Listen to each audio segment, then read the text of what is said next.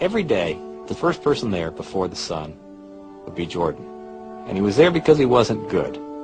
He would work with a batting instructor and work all day long and be the last person to leave every night also. I asked him what it was like for him in the morning. And Jordan said, I get up before the sun comes up and I make myself some breakfast by myself. He was down there alone. And I get in the car and I'm driving to spring training, and there's no one really out on the roads yet. And I look at the seat next to me, and I see my dad. And I talk to him. I think to myself, Pops, we're doing this. We're doing this together. And the day would end, and he would say to the batting instructor, can we do a little more? I think I'm getting this. I think I'm learning this. I think I'm getting this. And that's when Sports Illustrated put him on the cover, saying that Michael Jordan is embarrassed baseball. And as I would watch him there every night as the sun was going down and the other ball players had left, and I would see this guy working to get better, Michael Jordan working to get better, I couldn't help thinking that if you ever have children, you ought to pray that they grow up someday to embarrass you like this. What it did teach me was don't be afraid to try. The worst thing that can happen is it doesn't pan out the way that you envision it. But at least you know that by giving it a shot. You never succeed without that possibility of failure. I mean, each time that I do something, I can either win or I can lose. And that inner confidence that you got to have to take that chance.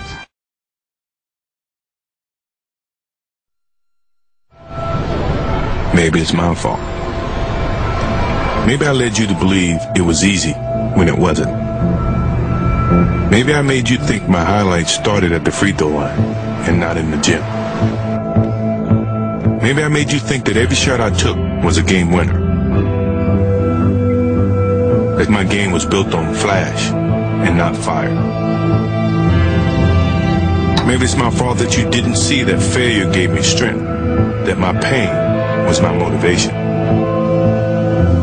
Maybe I led you to believe that basketball was a God-given gift and not something I worked for every single day of my life.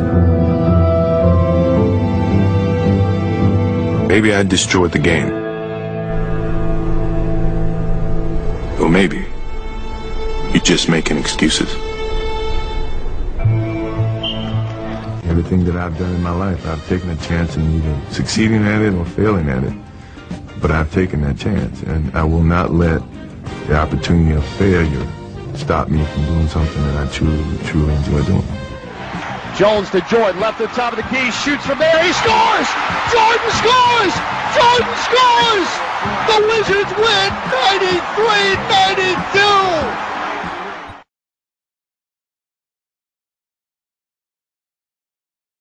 You've had a lot of fantastic moments in sports. What's the greatest moment? I mean, what started everything, you should Don't say that. Don't say the shot against Jordan. Yeah, that was the greatest moment because I think that took me from if I had any doubts about playing on college level or playing with the big guys, that shot gave me the confidence that I belonged where I was, and that it was, if you put your mind to doing whatever you want to do, good things can happen, so before anything else happened with Michael Jordan outside of that game and against you guys, that shot gave me the idea that I could be better than what people think, and I can, surpass any expectations that I may have for myself.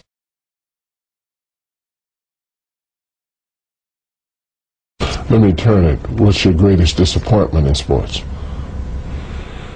I haven't had any disappointments. I mean, sports is a tool that teaches, and it teaches you bad things. It can also teach you good things. It's how you perceive those things. I've looked at every experience that I've had, negative and positive, and taken that as a positive. If I wouldn't change anything because I think it would alter some of the other things that happened. So when I look back, I can't say that I've had any bad things happen. Sure, I mean, you don't want bad things to happen, but you deal with bad things. You can't have good or without bad.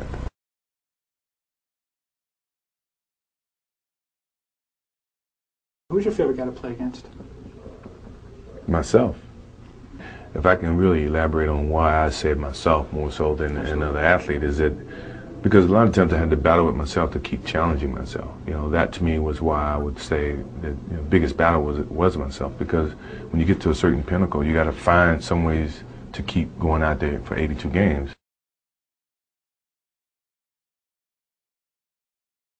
My competitive drive is far greater than anyone else that I've met. You know, I think that I thrive on that. I think that's my biggest motivation in life. You know, is to compete. You know, find different competitions in certain things in life and try to overcome that. You know, be it positive or negative. But I have yet to meet someone who is as competitive as me. You know, and I just feel that much confident about my competitive drive.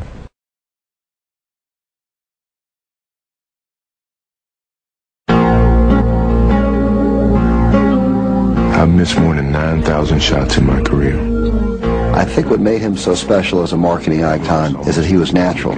Today, when everyone really tries to be like Mike, they're trying so hard to invent a persona. I think that people see through that and it doesn't stand the test of time. I've failed over and over and over again in my life. And that is why I succeed.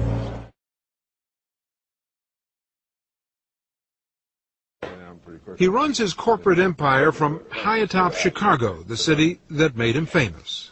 Could you have imagined when you first started playing that one day you'd be sitting up here running a company that's worth $500 million? No. I never really thought about it. All I thought about was doing what I was good at and letting that open up a lot of opportunities for me and choosing from that point on. Michael, which were you more proud of, your athletic skills or the mental skills that you brought to the game, and which was more difficult to keep up?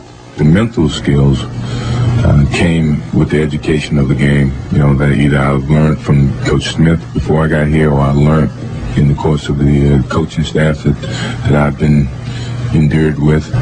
The mental part is hard because you have to really learn taking everything that you've learned over a period of time and apply that to your game and tie that into the physical aspect to your game and make the complete basketball player that you try to become.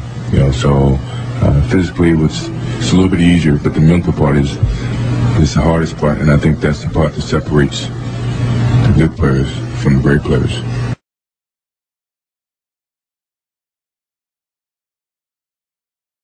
There's a lot of conversations about what your game is capable of achieving, and I'm a firm believer that if you have a good game, your game is going to say that. You know, you don't have to say it. So I guess it's trying to play down some of the trash talking, you know, animosity that's in words and the whole promotional thing. Let your game be your promotion, your marketing tool, and that was our whole era. You know, our game gave the labels of what our basketball skills were, and then the marketing came back around that. Now it's changed, you know?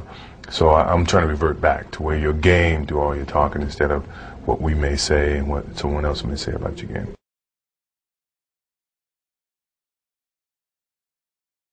As you leave the game, what message do you want to leave to young athletes that are coming on?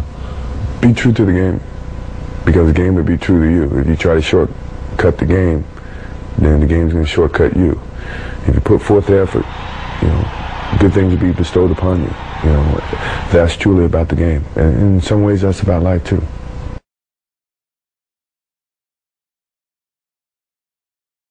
One day you might look up and see me playing the game at 50. Oh, don't laugh. No. Never say never. Because limits, like fears, are often just an illusion. Thank you very much.